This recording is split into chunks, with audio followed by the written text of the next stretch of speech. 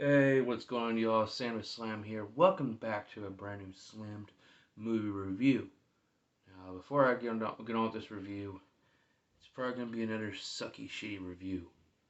Because at the moment I'm dealing with some urinology problems. Like I think I have sinusitis, or like I said before with the UTI I've had. If you saw my recent vlogs, my recent unfiltered, and actually I'm doing unfiltered after this review. So it's gonna be probably this. I'm gonna talk about it. I told you I'm not a good reviewer. I just want to talk about it and I'm trying to distract my mind right now because if this situation just gets even worse, because I don't know. I'll talk about my next unfiltered, but sorry about that. But this is that we're back to another Slam movie review and Jumanji, the next level, the second from the remake of Jumanji, Welcome to the Jungle. We have Jumanji, the next level, and this movie's gonna suck, so I'm gonna talk about it. Is it funny? Was it great? Did it suck? This film I was half watching because of the pain I'm in, this bladder pain I'm having. Fucking sucks. Um, Absolutely. This was good.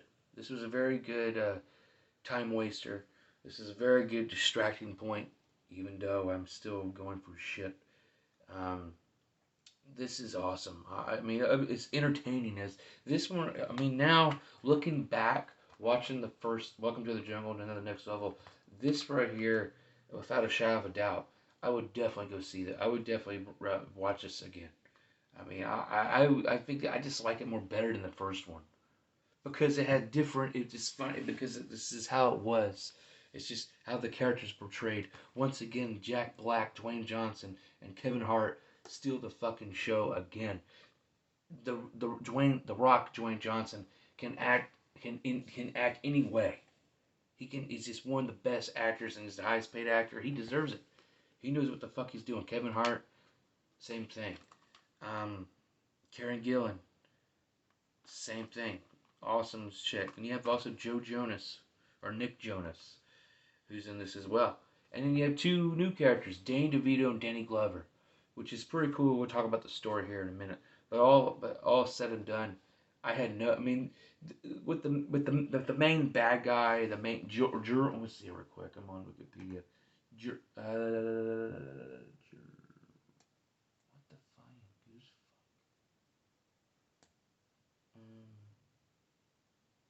I haven't said his fucking name.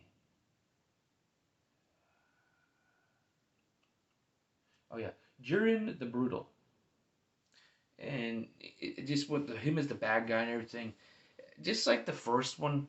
I mean, that's the main point. When I watched the first film with that one bad guy, that evil whatever the fuck that was Bravestone's like former partner turned villain, and now this one is a guy that killed his parents. So with the villains involved, I didn't really care. Like I said, I was sidetracked. I was on my phone. And I'm going to Dr. Google on my health benefits shit, and I'm watching it back and forth. But I mean, this the villains in each film that I've watched here, the villains just didn't seem intriguing to me. The villains didn't care. I mean, this is played by Jurgen the Brutal is played by Rory McCann. He's an avatar. He's not an NPC, but he's an avatar. He's got his own traits, but I thought it'd be a play like one of his bullies, like one of Spencer's bullies or anything. But no. But I don't care for the characters, the villains. I mean, everything else, the calmed out spec of it's amazing. It's fucking hilarious, fan fucking tastic. Um, um, um, um, um, um. But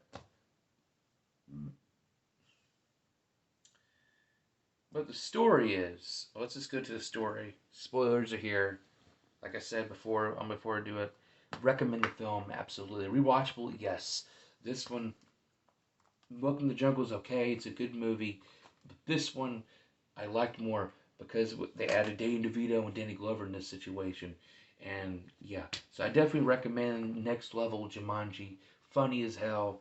Um, Dwayne can just, when I talk about the story and talk about what's going on, I'll get there. I don't care.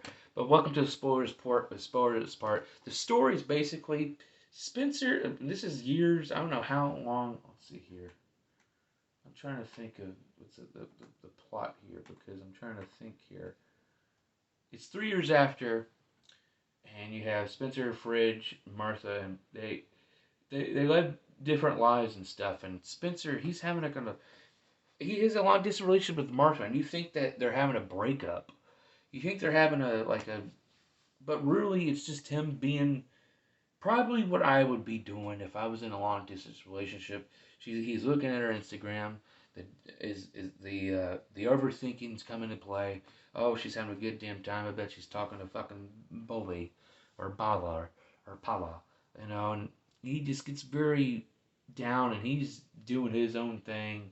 And then they're supposed to meet for a reunion, but then again, because in the first film they destroyed the Jumanji Atari machine or wherever the Commodore 60, wherever the fuck, wherever the fuck the Jumanji thing was. But it's all fucked up. And they meet at a reunion, and then you meet. Well, beforehand you see Spencer's back to his parents' house for the summer or whatever. Danny DeVito is his grandfather, and he is hilarious in this fucking film.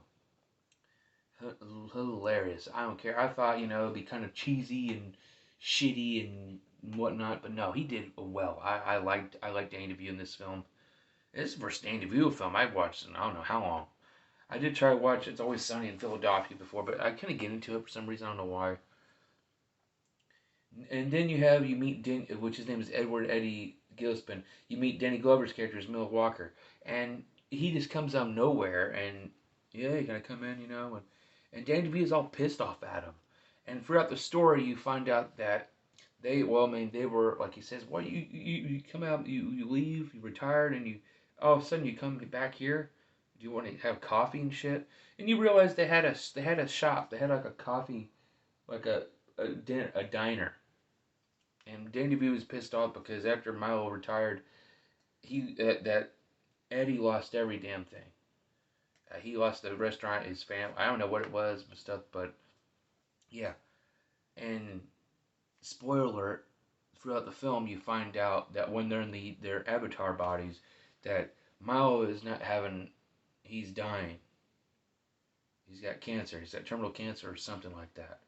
And that was a real heartfelt. That was a really heartfelt moment when that happened. But as the story is, you got them going to get. I mean, Spencer wants. He's very depressed for something. He's just because he wanted to do something. I mean, it's just like okay, you got Martha as your girlfriend, but then again, you're overthinking everything. But then you're gonna meet up to this reunion ship, but then you get this over negative thinking, and they're like, oh, what's this? I can bring everybody back. Let's go back to Jumanji. So they do. They leave, and then they try to find him, and the guys find out the Jumanji. It ain't like the original Jumanji music, the 1995, but it's just they go and find out, and the game's so messy, and it's funny because this was what made this film even fucking hilarious. Is just when they get into the game, that Eddie and Mile. I don't know. I don't even know how they did because Eddie and Mile were upstairs in the house, and then downstairs was Fridge, Bethany, and Martha, and they want to go into the game because Spencer's in there. Well, the game is so plasterly fucked up, they get into the world, and then you have Martha, who's playing Carrie Gillan's character, which is Ruby Roundhouse, and then you have Fridge, who's playing.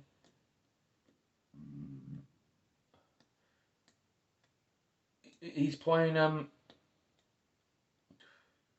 Shelley, Jack Black's character this time, and you can see the mannerisms and the stereotypical talking. Great acting, great method acting skills and stuff. And then they find out that Smolderstone is not Spencer.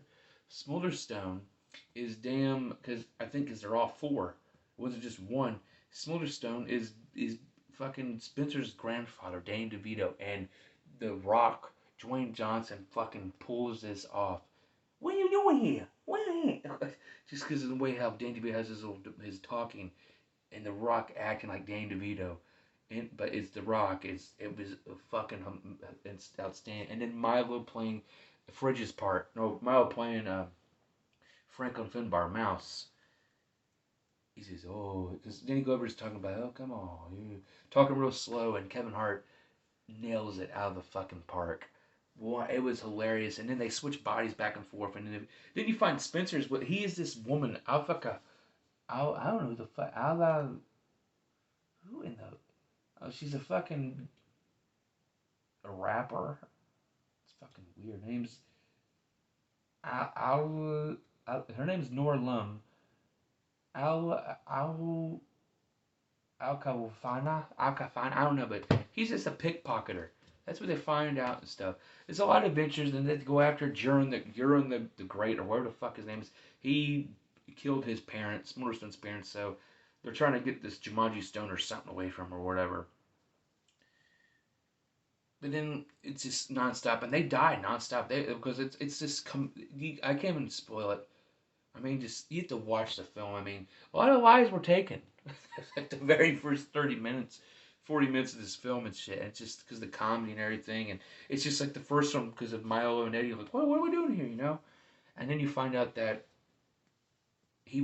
Milo came back in Eddie's life because he's dying, and he wanted to have that. But he didn't want to burn that bridge. He wanted to have that bridge be rebuilt because him and Eddie had this big bad falling out.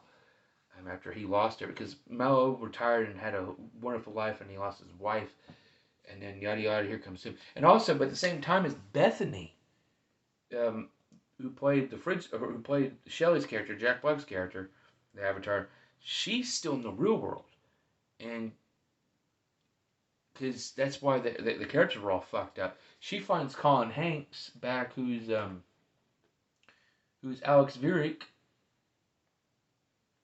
who plays Nick, and Colin Hanks' grown-up character, and this what they saved in the first one.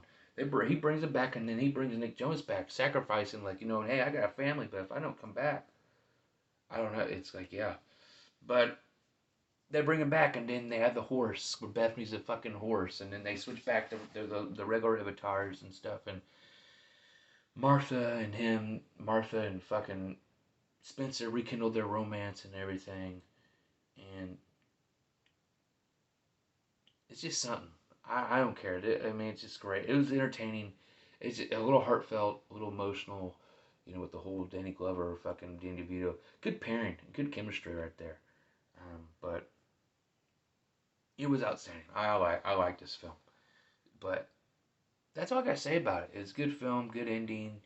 There's gonna be another film, and I'm waiting for it. I don't care. Actually, if they ever had the movie theaters back up and running, I mean, this would be a movie to watch, because I've seen the first I've seen the first two, and then hopefully coming up this week or next, I got Jumanji, the original Jumanji with Robin Williams, which I used to have. I think I still got it on VHS. I haven't seen that movie in years, and that movie is gonna be great. I cannot wait to see that again. To have some nostalgic times, going through some very tough times right now.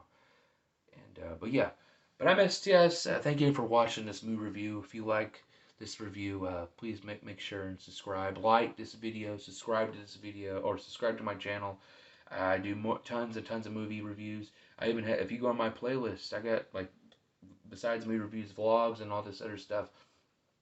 But if you want to, I have my Slam Movie Review series right here. But also my very first movie series that started in 2015 called Simple Reviews. Which I don't know why I called it Simple Reviews, because the reviews were not that simple. They were just me spoiling the movie and talking about the thoughts. But there's a ton of movie reviews there.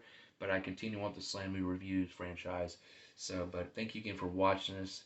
And we'll see you on to the next review. Peace.